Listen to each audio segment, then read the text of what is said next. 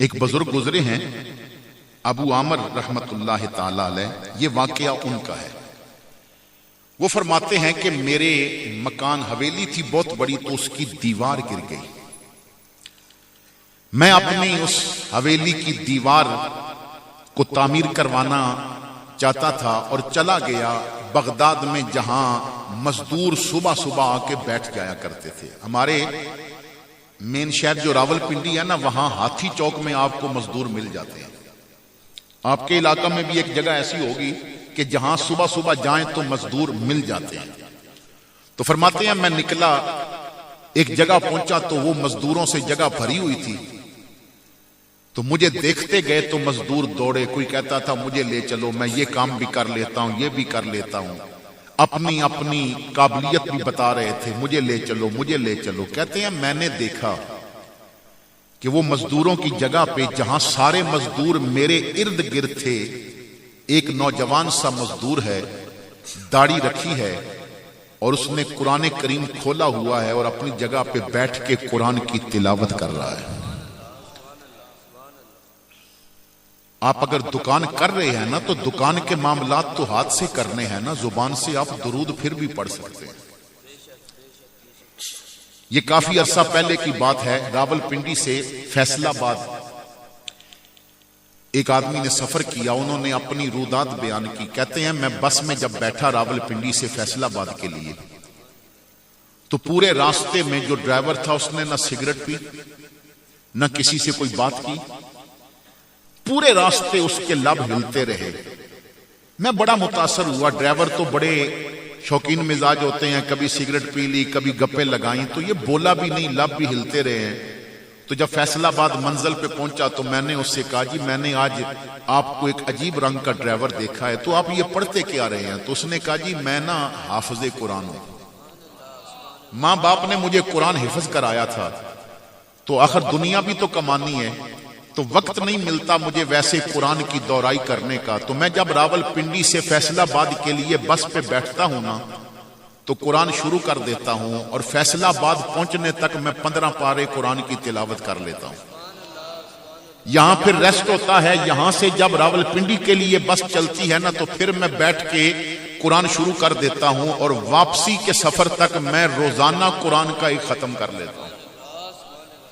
آپ کی نیت اچھی ہونا تو آپ کو یہ 5 نمازیں بھاری نہیں لگتی۔ آپ کی نیت اچھی ہونا تو پھر زین العابدین کی طرح آپ 1000 رکعت نفل بھی پڑھ سکتے ہیں روز۔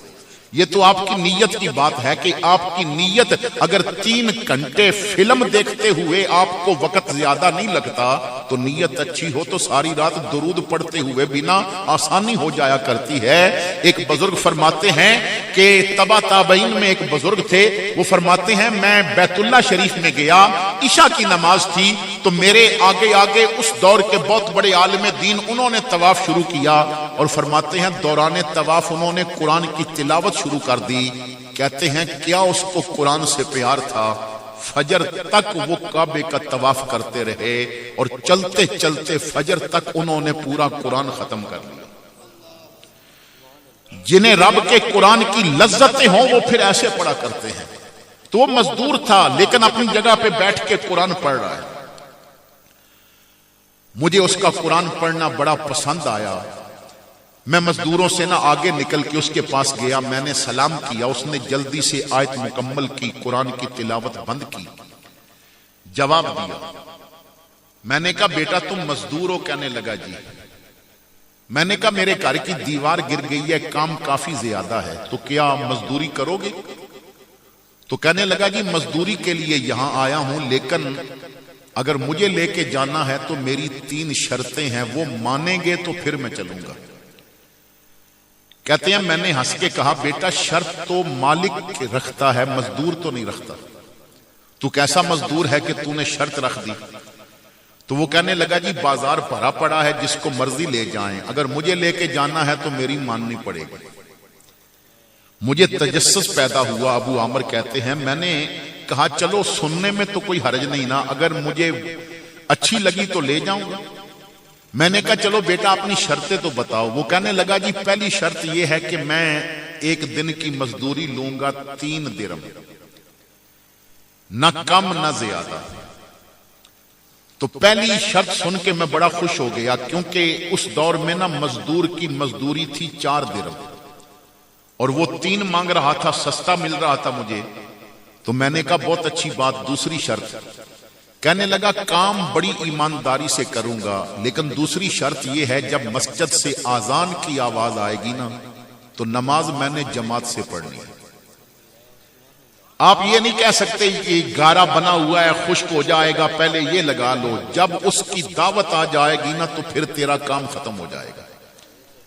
میں زیادہ دیر نہیں لگاؤں گا، لیکن تسلی سے نماز پڑھ کے پھر آ کے کام شروع کروں گا. میں نے کہا ٹھیک ہے، یہ بھی منظور ہے. تیسری شرط کہنے لگا تم مجھ سے کوئی سوال نہیں کرو گے. میں نے کہا منظور. میں لے گیا. میں اپنے بیٹے کو چھوڑ کے اس کے پاس چلا گیا اپنے کاروبار پہ. عصر کی نماز پڑھ کے میں نے دکان جلدی جلدی بند کی. جاؤں آج اسے فارغ بھی کرنا ہے، پیسے بھی دینے ہیں، دیکھوں کام کیسا ہوا. میں جب گھر میں داخل ہوا نا تو بیٹا مجھے دیکھ کے دوڑتا آیا اور مجھے کہنے لگا ابا یہ فرشتہ کہاں سے اٹھا لایا تھا؟ میں نے کہا کیوں؟ کہتا ہے ابا یہ کیسا مزدور ہے، سارا دن بڑے ایمانداری سے کام کرتا رہا ہے، مگر دن جوں جوں گزرتا جا رہا تھا نا اس کی زبان پہ درود زیادہ ہوتا جا رہا تھا.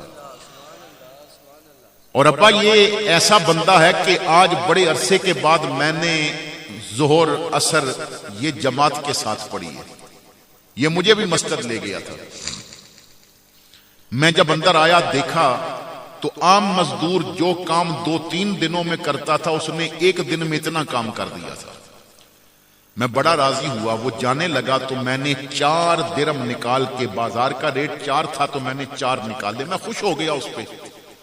اس کے ہاتھ پہ رکھے، اس نے 4 دیکھے تو 1 اٹھا کے واپس کر دیا. کہنے لگا 3 کا سودا ہوا تھا، 3 مزدوری میں نے مانگی تھی، 4تھا نہیں لوں گا. میں نے کہا بیٹا تیرا نام کیا ہے؟ کہنے لگا یہ بھی طے ہوا تھا تو کوئی سوال نہیں کرے گا. یہ میری شرط تھی کہ تو نے کوئی سوال نہیں کرنا. وہ چلا گیا. ابھی کچھ کام رہتا تھا. میں دوسرے دن پھر چلا گیا بازار. چوک میں مزدور بیٹھے تھے مگر وہ نظر نہ آیا.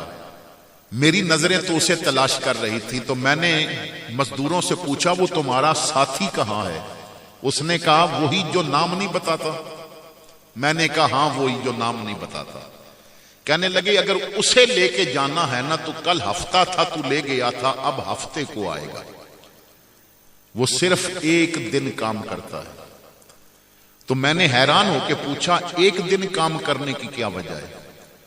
کہنے لگے جی ہم نے اس سے پوچھا تھا، اس نے بتایا کہ میرے ہفتے کا خرچہ ہے 3 درہم. میں 1 دن کام کر کے 3 درہم کما لیتا ہوں. آخر کل واپس بھی تو جانا ہے نا، باقی ہفتہ اسے راضی کرتا ہوں تاکہ منہ دکھانے والا تو رہ جائے نا. وہ جس کام کو آیا تھا وہ کام تو کر لو نا، جس لیے اس نے بنایا تھا وہ مقصد تو پورا ہو جائے. کل واپس جانا ہے. وہ کسی نے کہا تھا جانا تو تو نے ضرور ہے، منہ چھپا کے جانے سے بہتر ہے کھلا منہ لے کے تہجد کے وقت آ جا تاکہ اسے منہ دکھانے کے قابل تو رہ جائے، ورنہ تو اسے منہ دکھانے کے قابل بھی نہیں رہے گا. تو کیسا انسان ہے جس نے بنایا اسی کا باغی ہو گیا. وہ کہتے ہیں کہ مجھے نا بات سن کے اس سے اور بھی زیادہ پیار ہو گیا. میں نے کہا گھر کی دیکھ بھال ہو جائے گی، دیوار اسی سے بنوانی ہے. ہفتے کا میں نے انتظار کیا، اسے لے کے آیا. اس نے بڑی ایمانداری سے کام کیا. میں نے کچھ اس کی باتیں دیکھی، میرے دل نے گواہی دی یہ بندہ کوئی اللہ کا ولی ہے. وہ چلا گیا. دیوار کا کام مکمل ہو گیا. مجھے اس سے نا پیار ہو گیا، مجھے وہ پیارا لگنے لگ پڑا. میں نے گھر کا کوئی اور کام نکال لیا. میں نے کہا چلو اس کے ساتھ تعاون ہی ہو جائے گا. ہفتے کا انتظار کیا. میں اسے جب لینے گیا تو وہ بازار میں موجود نہیں تھا. میں نے ہنس کے اس کے دوستوں سے پوچھا کہ آج تو اس کا ورک ڈے ہے، آج تمہارا دوست نظر نہیں آیا. تو وہ کہنے لگے کہ 2-3 دنوں سے بیمار ہے، سخت بخار ہے اسے. جب اس کی بیماری کا سنا نا تو مجھے ایسے پتا چلا جیسے میرا بیٹا بیمار ہو گیا. تو میں نے کہا اس کا گھر کدھر ہے؟ تو ایک نے کہا کون سا گھر؟ وہ بغداد کے قبرستان کے درمیان میں ایک جگی میں رہتا ہے. ایک کٹیا اس نے بنائی ہے، تنے تنہا وہاں رہتا ہے. کہتے ہیں مجھے نا گویا بجلی کا کرنٹ لگا، میں دوڑ پڑا بغداد کے قبرستان کی طرف۔ جب وہاں پہنچا تو میں نے دیکھا ایک چگی، ایک کٹیا نظر آئی۔ میں اس کے قریب گیا تو باہر جو لکڑ کی چوب تھی میں نے اس پہ دستک دی تو اندر سے اس نے کہا ابو عامر میں اکیلا ہوں، آپ آ سکتے ہیں اندر۔ میں اندر گیا تو میں نے پوچھا تجھے کس نے بتایا کہ باہر میں ہوں؟ ہنس کے کہنے لگا جو اسے پہچان لینا دنیا شیشے کی طرح اس کے سامنے آ جایا کرتی ہے، تو میں کیونکہ اس کا بن گیا تو اس نے ساری کائنات میری بنا دی۔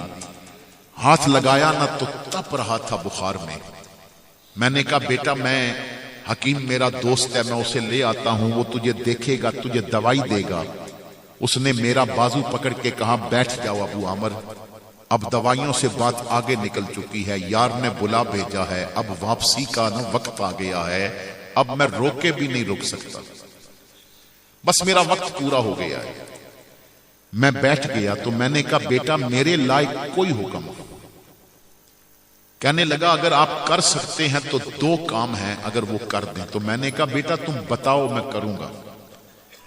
اس نے اپنی جیب سے 3 درم نکالے اور کہنے لگے یہ میں نے ہفتے کو آپ کے گھر سے لیے تھے لیکن بیمار ہو گیا، پھر میں خرچ نہیں سکا، یہ اپنے پاس رکھیں، تھوڑی دیر بعد میری روح نکلے گی تو میرے ان حلال کے پیسوں سے میرے لیے کفن خریدنا، جو بچ گئے وہ صدقہ کر دینا، میرے جنازے کا اعلان نہ کرنا، جو آ گئے بس غسل دے کے کفن پہنا کے مجھے جنازہ پڑھا کے رحمان کی رحمت کے حوالے کر دینا، اور دوسرا کام میری قبر بنانے کے بعد کرنا ہے۔ میں نے کہا وہ کیا؟ اس نے وہ قرآن پاک جو پڑھا کرتا تھا وہ میرے حوالے کیا، جیب میں ہاتھ ڈالا، ایک انگوٹھی نکالی جس میں لاکھوں درموں کے ہیرے لگے تھے، وہ مجھے دے کے کہنے لگا کہ یہ قرآن اور انگوٹھی میری قبر بنانے کے بعد اسے لے جانا اور ہارون رشید جو بادشاہ وقت ہے اس کے حوالے کر دینا۔ میں نے کہا بیٹا میں کر دوں گا، لیکن وہ پوچھے گا یہ کس نے بھیجی ہیں تو میں کیا بتاؤں گا، کوئی اپنا نام تو بتاؤ۔ تو کہنے لگا تمہیں نام بتانے کی ضرورت نہیں پڑے گی، وہ چیزیں دیکھ کے ہی پہچان جائیں گے کس نے بھیجی۔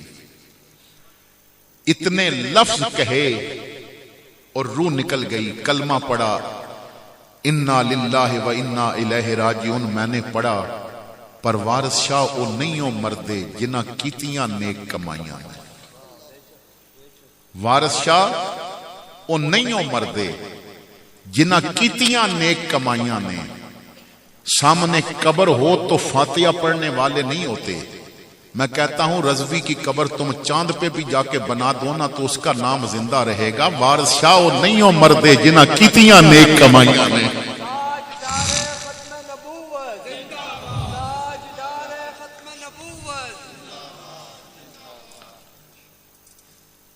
کہتے ہیں میں نے مزدور کو بلایا، بازار گئے، کفن خریدا، پھر غسل دیا۔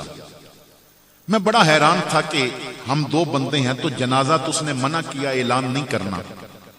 ہم جب اس کی چارپائی اٹھا کے خیمے سے باہر نکلے، وہ جھگی سے باہر نکلے تو کہتے ہیں میری آنکھیں پھٹی کی پھٹی رہ گئیں۔ میں نے بغداد میں عمر گزاری تھی پر آج تک اتنا بڑا جنازہ نہیں دیکھا تھا، پتہ نہیں دنیا کہاں سے آ گئی، پتہ نہیں انسانی شکل میں فرشتے آئے تھے اس کا جنازہ پڑھنے کے لیے۔ کہتے ہیں بڑے اعزاز کے ساتھ اس کا جنازہ پڑھا گیا، اسے دفن کیا گیا، لوگ چلے گئے، وہ مزدور بھی چلا گیا، میں تنے تنہا اس کی قبر پہ آنسوؤں کا چھڑکاؤ کرنے بیٹھ گیا۔ اتنا پیارا رب کا اور مجھے اس کا نام بھی نہیں پتا۔ بڑی دیر بیٹھا رہا، پھر اس کی وصیت یاد آئی، میں نے قرآن اور انگوٹھی ایک تھیلے میں ڈالے، میں شاہی محل میں گیا، دروازے پہ جا کے دربان سے کہا کہ ہارون کے لیے ایک امانت ہے میرے پاس، اسے بتاؤ کہ ابو عامر نام کا ایک بندہ ہے، میں تاجر تھا، مجھے دنیا جانتی تھی۔ مجھے اندر بلایا گیا، بادشاہ تخت پہ بیٹھا تھا، دربار میں امراء بیٹھے ہیں، تو ہارون رشید نے کہا ابو عامر کیا ہے تیرے پاس، کون سی امانت لے کے آئے ہو؟ کہتے ہیں میں نے تھیلے میں ہاتھ ڈالا، قرآن اور انگوٹھی جب اکٹھے باہر نکالے، ہارون جلدی سے کھڑا ہو گیا اور مجھے کہنے لگا یہ انگوٹھی والا کدھر ہے؟ وہ کدھر ہے جو یہ قرآن پڑھا کرتا تھا؟ تو میں نے کہا انا للہ و انا الیہ راجعون۔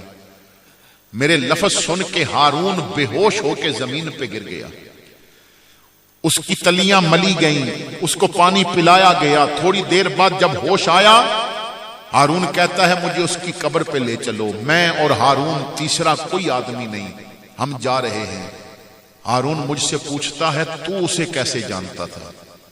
میں نے کہا وہ مزدور تھا، 2 دفعہ اس نے میرے گھر مزدوری کی۔ ہارون رک گیا، سکتے میں آ گیا، کہنے لگا وہ مزدوریاں کرتا تھا؟ میں نے کہا ہاں مزدوریاں کرتا تھا۔ پھر ہم آگے چلے، جب قبرستان پہنچے تو میں نے قبر کی طرف اشارہ کیا۔ ہارون دوڑا اور قبر پہ گر گیا، مٹی اٹھا کے اپنے چہرے پہ ملتا ہے، قبر کو جپھی ڈالتا ہے، قبر کو چوم رہا ہے۔ میں نے کہا بادشاہ میرا کلیجہ پھٹ جائے گا، ایک گمنام فقیر کی قبر پہ 7 تکلیم کا حکمران یوں رو رہا ہے اور قبر کے بوسے لے رہا ہے، اس نے کچھ نہیں بتایا تھا، تو بتا دے یہ کون تھا؟ ہارون کہنے لگا ابو عامر میرا سکا بیٹا تھا، یہ وقت کا شہزادہ تھا، یہ بڑی عیاشی کی زندگی گزارتا تھا، پورے محل میں اس کا کمرہ سب سے شاندار کمرہ تھا، یہ اپنے دوستوں کے ساتھ محل میں بیٹھ کے عیاشی کر رہا تھا اور رنگ و رلیوں کی محفل منائی جا رہی تھی، رات اور شباب سب کچھ تھا یہاں پہ۔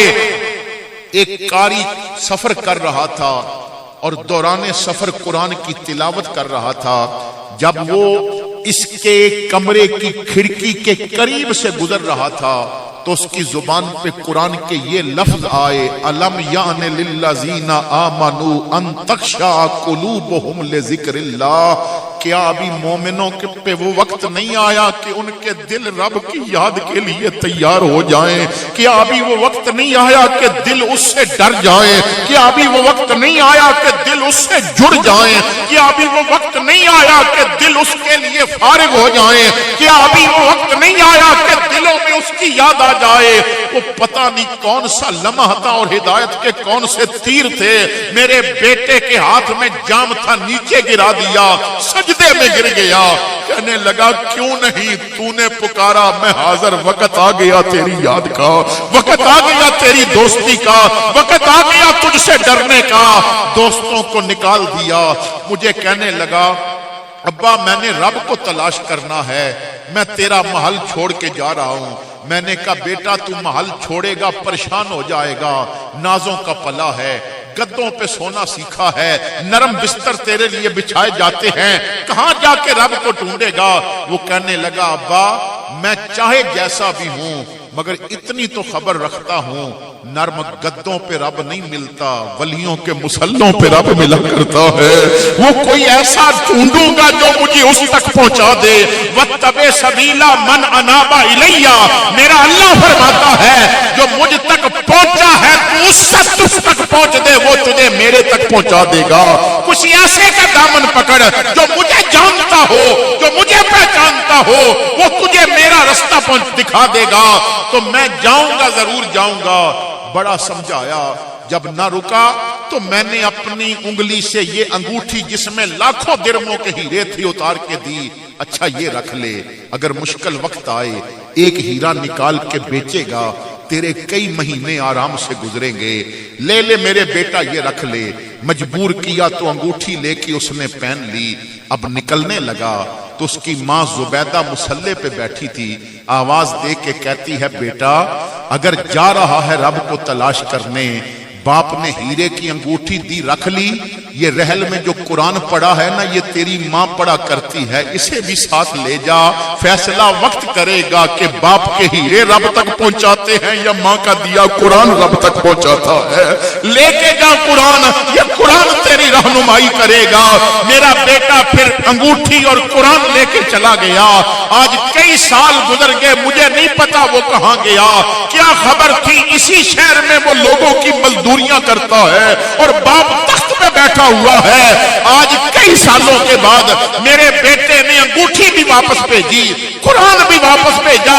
ابو عامر دیکھ ایک ہیرا بھی نہیں نکلا، اس نے ایک پیغام بھیجا ہے مجھے، ابا تیرے دیے ہیرے کسی کام نہیں آئے مگر ماں کے دیے قرآن نے مجھے مجھے خدا سے تعارف کرا دیا ہے اور خدا تک پہنچا دیا. آج وہی قرآن ہم نے الماریوں میں بند کیا ہوا. آج کتنے لوگ ہیں کہ جنہیں قرآن سمجھ کے پڑھنا آتا ہے. آج کتنے لوگ ہیں, وہ بات سمجھو میرے بھائیوں, جب سمجھو گے نہیں تو میتھ سمجھ نہیں آتا, سمجھو گے نہیں تو انگلش سمجھ میں نہیں آتی, سمجھو گے نہیں تو سائنس سمجھ میں نہیں آتی. بغیر سمجھے تمہیں قرآن سمجھ میں آ جائے گا. آج وہ مسلمان کے جو نماز پڑھیں اور انہیں سبحان ربی الاعلی اور سبحان ربی العظیم ان کے معنی تک نہ آتے ہوں تو انہیں نماز کی لذت آ سکتی ہے؟